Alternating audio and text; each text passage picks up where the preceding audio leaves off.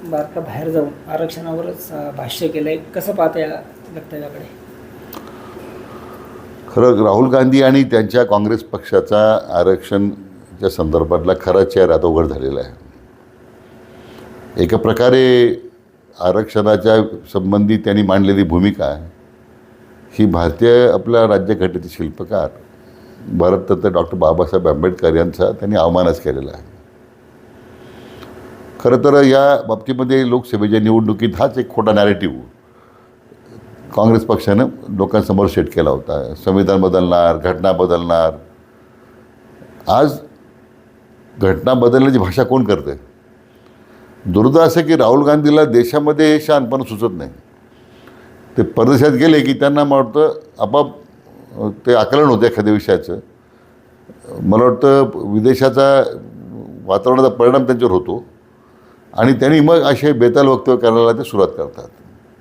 यापूर्वीसुद्धा देशाप्रती अवमान करणारे वक्तव्य त्यांनी देशाबाहेरच केली होती आणि त्यामुळे त्यांच्या पक्षाचा आता ते विरोधी पक्षनेते आहे लोकसभेचे. स्वाभाविक त्याच्यावर एक जबाबदारी आहे. पण एक काय बेजबाबदारपणे विधान करत असतील तर मला वाटतं आता राज्यातल्या जनतेला त्यांचं खरा चेहरा समोर आलेला आहे.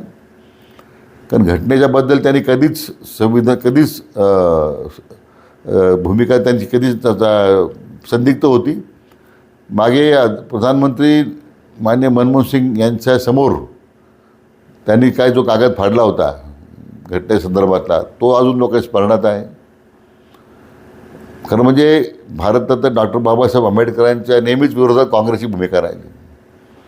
म्हणजे निवडणुकीतसुद्धा त्यांना पराभूत करण्यापासून काँग्रेसची भूमिका आहे. थेट त्याने दिलेलं आरक्षण रद्द करण्यापर्यंत आता राहुल गांधी गेलेले आहेत.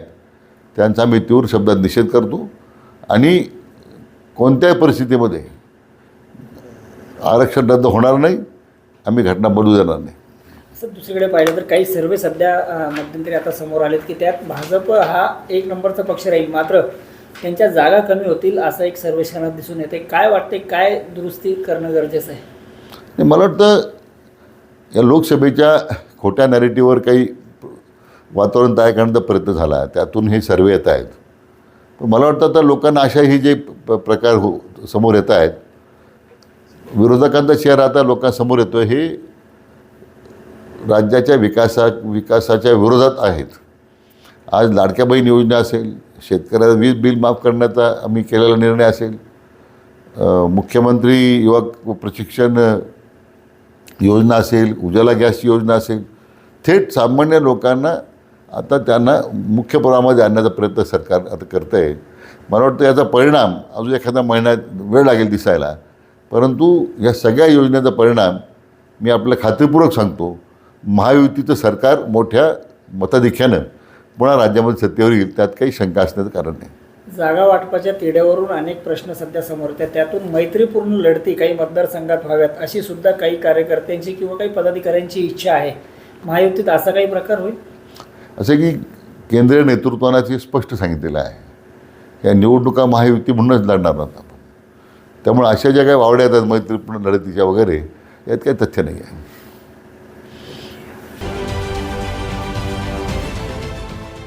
देश विदेशातील प्रत्येक घडामोडींचे लाईव्ह अपडेट मिळवण्यासाठी आता साम टीव्हीच्या सर्व सोशल मीडिया प्लॅटफॉर्मला लाईक, फॉलो आणि सबस्क्राईब करा.